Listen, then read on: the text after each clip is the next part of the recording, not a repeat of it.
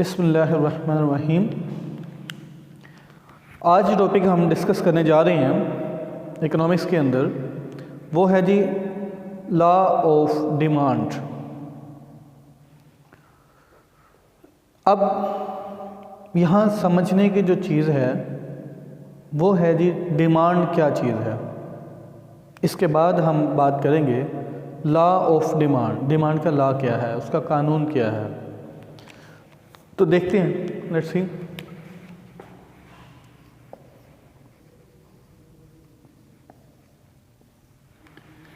Demand जो होती है ना किसी चीज़ की, जनरली इसे समझा जाता है कि ये किसी भी चीज़ की ख्वाहिश को कहते हैं, लेकिन इकोनॉमिकल टर्म्स के अंदर एक ख्वाहिश होना किसी चीज़ की वो डिमांड नहीं कहलाती।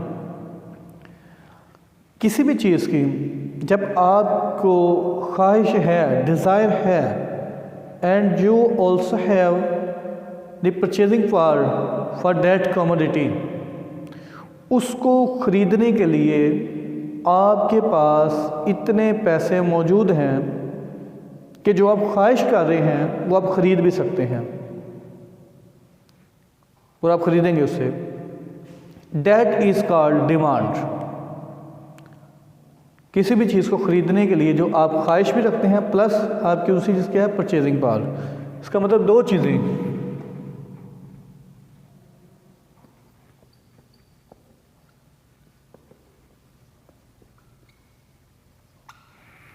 डिज़ायर टू परचेज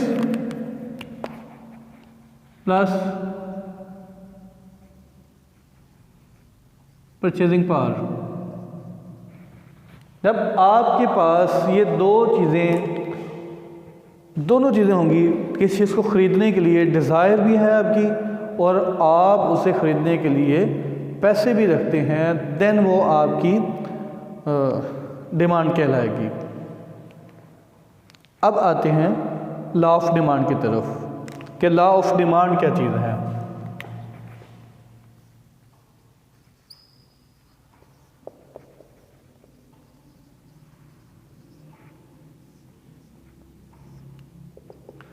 हम इसकी स्टेटमेंट को चेक करेंगे फर्स्ट ऑफ ऑल कि स्टेटमेंट क्या है इसकी।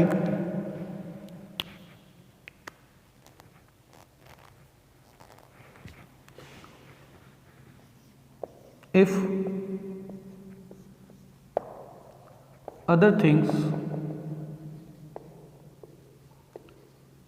Remain unchanged then with the increase in price of a commodity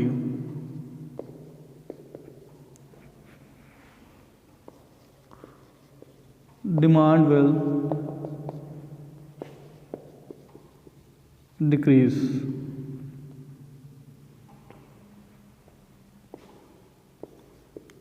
For that commodity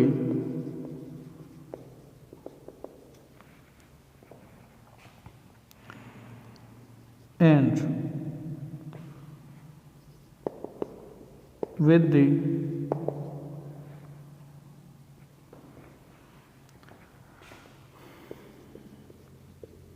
decrease in price of that commodity, the demand will increase। ये हमारे पास ये इसकी मैंने आपके सामने एक डेफिनेशन, इसकी स्टेटमेंट लिखी है इस लॉ की कि if other things remains unchanged. ये जो चीज़ है ना, ये बताती है कि वो ये दीज आर द अजम्पशंस कि पहले भी मेरे लेक्चर्स के अंदर मैंने ये शेयर किया हुआ है आप लोगों से कि जैसे जैसे जब हम कोई थ्योरी पेश करते हैं या कोई लॉ पेश करते हैं इकोनॉमिक्स के अंदर, हम ये बताते हैं कुछ चीज़ों को हम अनचेंज कर लेते हैं कांस्टेंट ट्रीट कर लेते हैं सिर्फ अपने कानून को प्रूफ करने के लिए, उसको समझाने के लिए। These are the assumptions. तो ये कहा if other things remains unchanged, उसके इसमें उन चीज़ों के अंदर अगर तब्दीली नहीं आएगी देन हमारा कानून ये होगा, देन ये काम होगा, अदरवाइज ये काम नहीं हो सकता। मतलब इसके अंदर कोई ना कोई तब्दीली आ जाएगी। फिर then with the increase in price, जैसे जैसे किसी एक कॉमोडिटी के प्राइस अगर बढ़ जाएंगे, ज़्यादा हो जाएंगे, तो लोगों के पास उस चीज़ को ख़रीदने के लिए परचेजिंग पावर कम हो जाएगी, तो लोग उसे कम खरीदेंगे। और अगर चीज़ सस्ती हो जाती है, कम प्राइस पे अवेलेबल हो जाती है, तो फिर लोगों के पास जो परचेजिंग पावर है उसी प्रोडक्ट को ख़रीदने के लिए वो बढ़ जाती है, लिहाजा लोग पहले से ज़्यादा उस पर ख़रीदने लग जाएंगे, पहले से ज़्यादा उसे ख़रीदने लग जाएंगे। तो ये था हमारा कानून कि जैसे से अगर प्राइस बढ़ेगी तो डिमांड में कमी आ जाएगी, पहले से कम खरीदेंगे। अगर प्राइस कम हो जाएंगे तो डिमांड बेटा हमारी इंक्रीज़ कर जाएगी, बढ़ जाएगी। तो इसको हम अपने ग्राफिकली भी चेक करते हैं, ग्राफ बनाकर भी, ऐसे शेड्यूल के ज़रिए भी चेक करते हैं, इसको एक्सप्लेन करते हैं, देखते हैं कि क्या ऐसा ही होता है। अब इससे पहले बेटा कुछ चलें अजम्पशंस को चेक कर लें कि वो कौन कौन सी आइटम्स हैं, कौन सी चीज़ें हैं जो कि अनचेंज होंगी तो कानून एप्लीकेबल होगा, अदरवाइज़ कानून में खलल पैदा हो सकता है। इसके लिए तो देखते हैं जी, उन्हें हम नाम देंगे अजम्पशंस।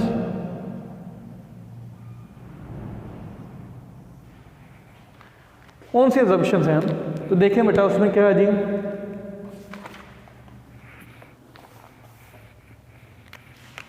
नंबर 1 पे जो आपके पास चीज़ आती है जी, नो चेंज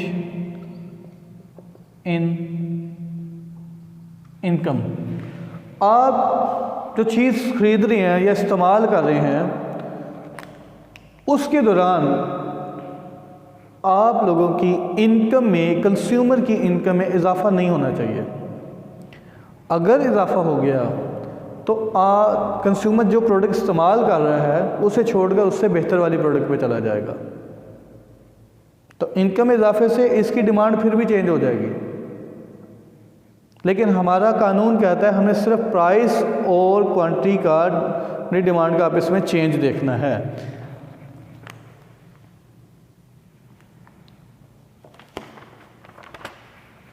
मतलब quantity demand is the function of price. Price की वजह से क्वांटिटी डिमांड में चेंज आती है, हम ये देखेंगे। तो यहाँ बात हो रही कि इनकम तब्दील ना हो। अगर इनकम तब्दील हो गई तो कानून में यानी कि आपकी वो उस सही तरीके से एप्लीकेबल नहीं होगा। फिर इसके बाद जो आती है नो चेंज इन पॉपुलेशन। जिस इलाके में आप रह रहे हैं उस इलाके की पॉपुलेशन में भी तब्दीली नहीं आनी चाहिए। अगर पॉपुलेशन बढ़ गई तो डिमांड ऑब्वियसली बढ़ जाएगी, प्राइस तब्दील हो या ना हो। जैसे कि कुछ लोग माइग्रेट करके हमारे मुल्क में आ जाते हैं, तो हमारे मुल्क में रहाइश की, खुराक की, क्लोथिंग की और सिक्योरिटी की, हर तरह की उन्हें चीज़ों की डिमांड बढ़ जाएगी। लिहाजा बात करें कि इस कानून के एप्लीकेबल होने में है कि जिस दौरान ये कानून पे हम बात कर रहे हैं उस दौरान उसकी पॉपुलेशन में तब्दीली नहीं होनी चाहिए। No change in population. फिर आपके लिए आ जाएगा बेटा no change in test.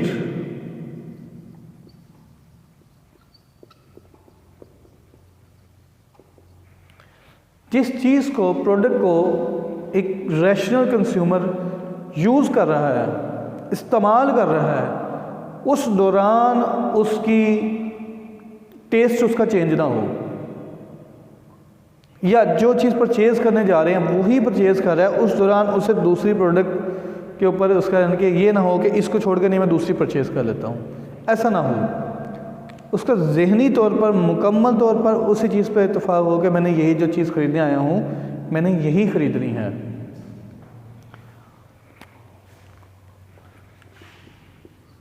No change in fashion, fashion में भी कोई तब्दीली ना आए, टेक्नोलॉजी में कोई तब्दीली ना आए। मेरे लिख लेते हैं no change in technology.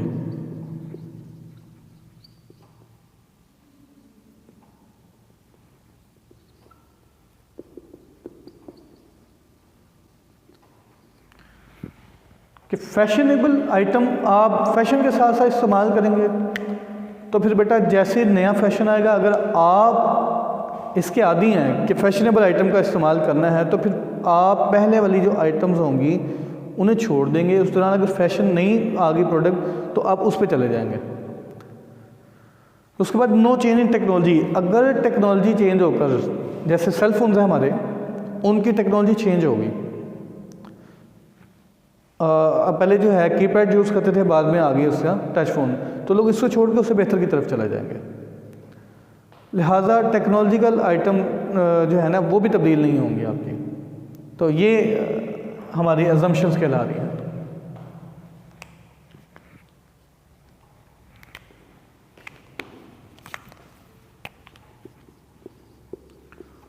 No change in substitute,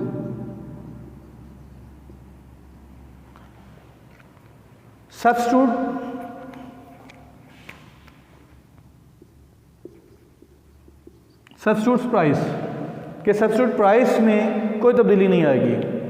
अगर कीमत अपने जो सब्स्टिट्यूट है प्रोडक्ट का उसमें तब्दीली आ जाए, सपोज कि दो एक जूस है नेस्ले का और एक है बोतल, तो अब जूस की जगह पे बोतल और जूस के प्राइसेस सेम, सपोज कर देंगे यहाँ पे दोनों के प्राइसेस सेम, दोनों एक दूसरे की जगह पे यूज़ कर सकते हैं। अब अगर कोका कोला बोतल है, दूसरी तरफ नेस्ले का जूस है, तो नेस्ले के जूस की प्राइस वो कर देते हैं जी कम करके, दोनों 20 रुपीज़ की मिल रही हैं, उसे कम करके 15 पे ले आते हैं। तो लोग जो कोक पी रहे थे वो छोड़कर इस पे आ जाएंगे, नेस्ले के जूस पर आ जाएंगे। कोक वाले सारे लोग तो नहीं आएंगे, आखिर कुछ ब्रांड लवर भी होते हैं कुछ के टेस्ट, लेकिन ये है कि कुछ लोग जो है ना उसे छोड़कर इधर आ जाएंगे। इससे क्या होगा कि कोक की डिमांड कम हो जाएगी। तो ये भी बात है कि चेंज इन सब्स्टिट्यूट प्राइस में नहीं होना चाहिए। नो न्यू सब्स्टिट्यूट,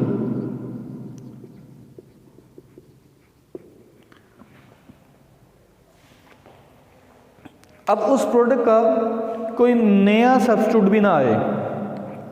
ये ना हो कि जो सब्स्टिट्यूट यानी कि अभी तो जो सिनेरियो चल रही है, एक नया सब्स्टिट्यूट आने से क्या होता है कि लोग उस तरफ चले जाते हैं, तो पहले वालों की डिमांड में तब्दीली आती है। जैसे आप सेल फोन्स के देखें, नई नई कंपनीज मार्केट में आ रही हैं, तो लोग पहले वाली कंपनीज के छोड़ छोड़ कर नई नई कंपनीज में भी जाते हैं। गो के सारे नहीं जाते, लेकिन कुछ तब्दील हो जाते हैं। तो ये भी तब्दीली नहीं होनी चाहिए। इसके बाद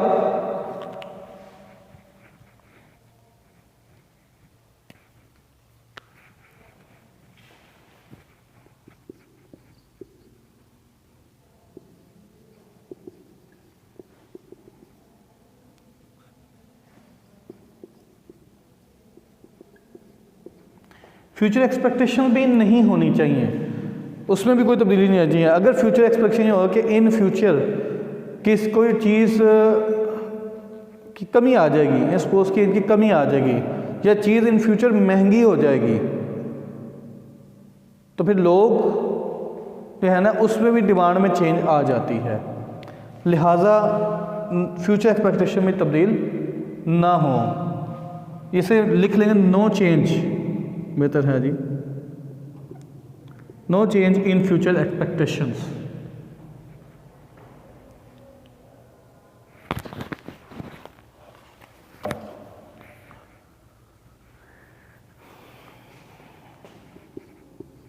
नो चेंज इन वेदर, मौसम में तब्दीली ना आए, मौसम में तब्दीली की वजह से भी डिमांड में तब्दीली आ जाती होती है। अब देखें कि जैसे अभी मौसम सरमा आ गया है, तो जो जूसेस हैं, कोक या बोटल्स हैं, आइसक्रीम है, इनकी डिमांड बेशक ख़त्म नहीं होती लेकिन कम हो जाती है। जैसे जैसे मौसम में तब्दीली आती है इसकी डिमांड में कमी आना शुरू हो जाती है। तो ये भी है कि एक्सपेक्टेशन में यानी कि वेदर ना वो चेंज नहीं होना चाहिए हमारा। ये थी थोड़ी जी आपके साथ शेयर मैं कर रहा था कुछ एजम्पशंस। अगर दीज आर ये जो मैंने डेफिनेशन में लिखा, if other things remain unchange, मतलब ये तब्दील नहीं होंगी, then with the increase in price the demand will decrease.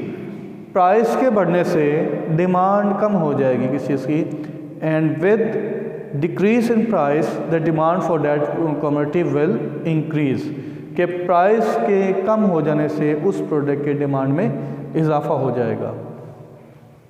अब इसको हम टेबल और ग्राफ के ज़रिए इसके डायग्राम के ज़रिए समझते हैं। थोड़ा सा एग्जांपल लेके देखते हैं कि जी किसी प्रोडक्ट के प्राइस से पी से ज़ाहिर करेंगे और डिमांड इसे क्यू डी से ज़ाहिर करेंगे हम। कि सपोज एक प्रोडक्ट है, उसके प्राइस हैं 2 रुपये, तो इससे जो डिमांड है चीज़ की वो 30 है। फिर कुछ चीज़ 2 रुपये पे कर रही हैं के जी, सपोज कि ये मैं कह रहा हूँ जी पर के जी लिख रहा हूँ राइस, एग्जाम्पल लिया हमने, राइस है, बल्कि इसे 10 कर देते हैं अपनी। अगर हमारी जो राइस है वो 10 रुपये के किलो मिलते हैं, तो ये केजी में डिमांड है कि वो जी 30 केजी जो है लोग उसे परचेज़ करते हैं, डिमांड करते हैं। हम प्राइस को बढ़ाकर कर देते हैं 20, तो डिमांड भी 20 पे आ जाएगी हमारी। डिमांड हमारी, प्राइस बढ़े हैं, डिमांड कम हो गई है। हम मज़ीद देखते हैं कि प्राइस हम कर देते हैं 30 और डिमांड हमारी कम होकर 10 पर रह जाएगी। देखिए जी हमारे प्राइसेस में हाई हो रहे हैं लेकिन डिमांड में कमी आती जा रही है। इसको ग्राफ के जरिए देखते हैं। हम ग्राफ बनाएं,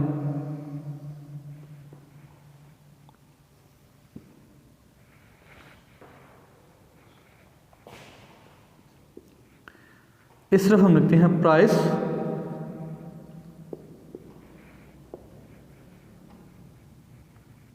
ये हमारा वाई एक्सिस है और ये हमारा एक्स एक्सिस है। तो अलोंग वाई एक्सिस हमने प्राइस को मेजर करेंगे, या लिखेंगे price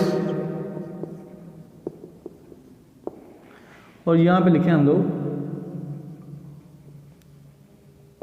quantity demanded. Quantity demanded ये हमने अलोंग एक्स एक्सिस लिखेंगे। तो अब अपने प्राइस को शेड्यूलिंग करते यहाँ पे करते हैं जी, स्केलिंग करेंगे हम लोग 10, 20, 30, 40,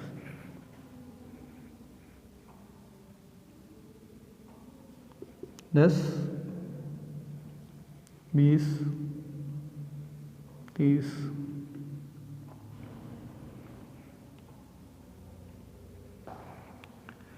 ये मैंने स्केलिंग की है। तो इसमें अगर देखें कि जब हमारे जो प्राइस था हमारा वो 10 रुपये थी, डिमांड थी 30, तो मैं इसको बढ़ा देता हूँ 30 तक।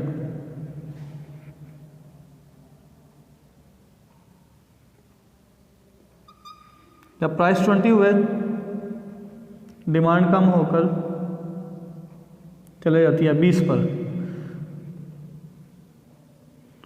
जब प्राइस हमारा 30 होता है तो प्राइस डिमांड हमारी मज़ीद डिक्रीज़ हो जाती है, जो कि 10 पर आ जाती है। तो इस तरह से हमारा एक ग्राफ जो तैयार होता है,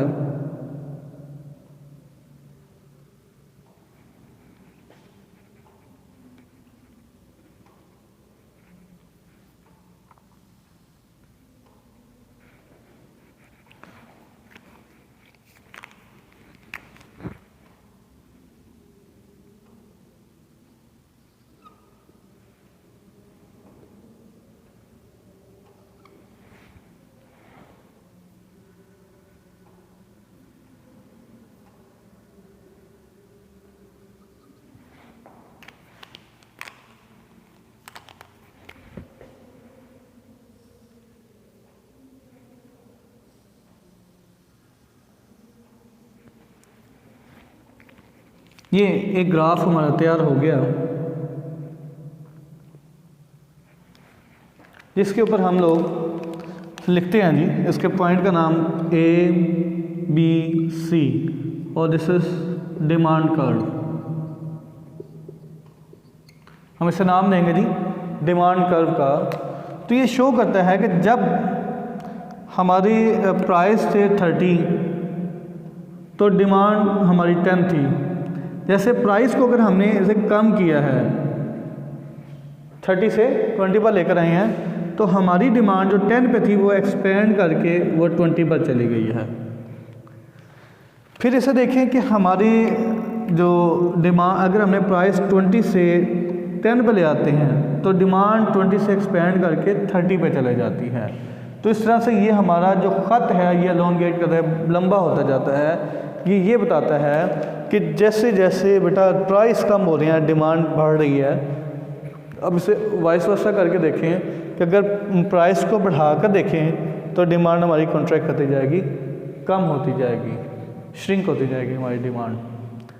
तो ये है जी हमारा ग्राफिकल, ये जाहिर करता है कि जैसे अदर थिंग्स, अगर ये वाली चीज़ें में तब्दीली नहीं आती, देन क्या अगर प्राइस में कमी लाते हैं तो डिमांड में, प्राइस में इजाफा लाएंगे तो डिमांड में कमी आ जाएगी। अगर इसके उलट चले जाएं कि हम प्राइस में कमी ले आते हैं तो बेटा हमारी डिमांड बढ़ना शुरू हो जाएगी। ये था जी हमारा लॉ ऑफ डिमांड। स्टिल कुछ चीज़ें ऐसी भी हैं जिसके अंदर ये है कि जी हमने उनके ऊपर ये कानून एप्लीकेबल नहीं होता, उन्हें एक्सेप्शंस का नाम देते हैं, एक्सेप्शंस।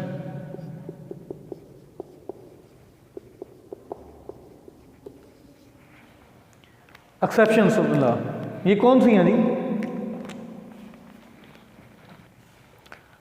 इसमें आता है जी गिवन गुड्स,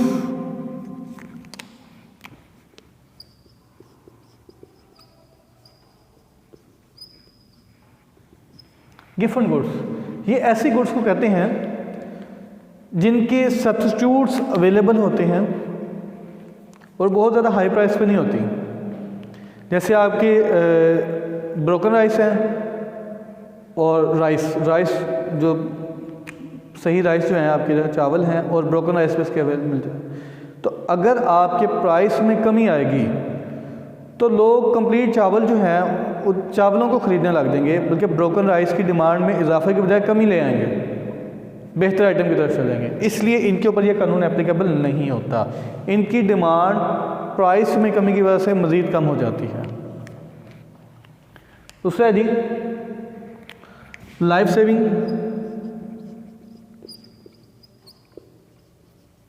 ड्रग्स। तो ऐसे हमारा जो कानून ये कहता है कि अगर किसी चीज़ के प्राइस बढ़ जाएं तो उसकी डिमांड में कमी आ जाएगी।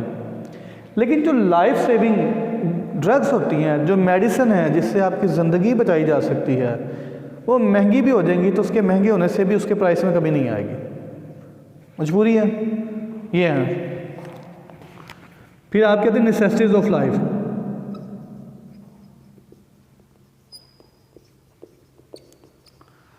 जो ज़रूरियात ज़िंदगी के लिए नेसेसिटी हैं, जो मस्ट है, जैसे आपकी खुराक है, आटा वगैरह। तो अब घी है, ये महंगा हो भी जाएगा तो उसकी डिमांड में कमी नहीं आएगी, क्योंकि मजबूरी है, ये ज़रूरत है, इससे आप नहीं इस्तेमाल करेंगे तो हम ज़िंदा ही ना रह सकेंगे। तो नेसेसिटीज ऑफ लाइफ के ऊपर ये कानून एप्लीकेबल नहीं होता हमारे।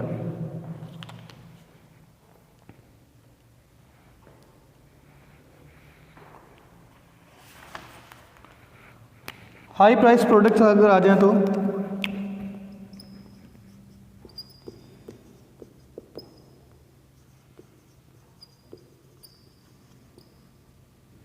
हाई प्राइस प्रोडक्ट्स जैसे डायमंड वगैरह है, इनकी अगर प्राइस को कम कर दिया जाए तो फिर भी इनकी डिमांड बढ़ती नहीं है, क्योंकि इनकी प्राइस कम भी हो तो इतनी ज़्यादा कम नहीं होती कि आम आवाम इसे ख़रीद सके, लिहाजा इनके ऊपर भी कानून का इतना इतलाक नहीं होता।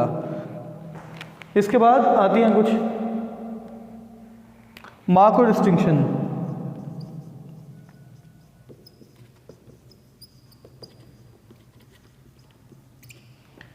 कुछ प्रोडक्ट्स ऐसी होती हैं जिसे हासिल करने के बाद या इस्तेमाल करने से इंसान दूसरों से बड़ा अमीर दिखता है, डिफरेंट दिखता है। तो इसलिए अगर जैसे गाड़ियां हैं बहुत सारी, तो इनके प्राइस हाई होने से भी लोगों ने ऐसे कम नहीं किया ऐसे ख़रीदना, बल्कि इनके ज़्यादा परचेजिंग करनी शुरू कर दी। तो मार्क डिस्टिंक्शन जो होती हैं इनके ऊपर भी कानून का इतलाक नहीं होता हमारा।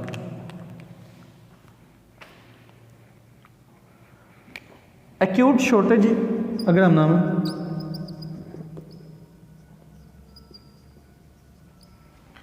अगर प्राइस की सप्लाई जो आइटम की सप्लाई है उसमें थोड़ी सी तब्दीली आती है, एक्यूट माइनर सी तब्दीली आती है, शॉर्टेज हो जाती है, तो उस पर भी क्या होता है कि हमारी प्रोडक्ट में कोई चेंज यानी कि उसकी डिमांड में कोई तब्दीली नहीं आती, कि बेशक प्राइस हाई भी कर दिए जाएं तो उसकी डिमांड कम नहीं होती, उसकी डिमांड उतनी ही जाती है उन प्रोडक्ट्स की।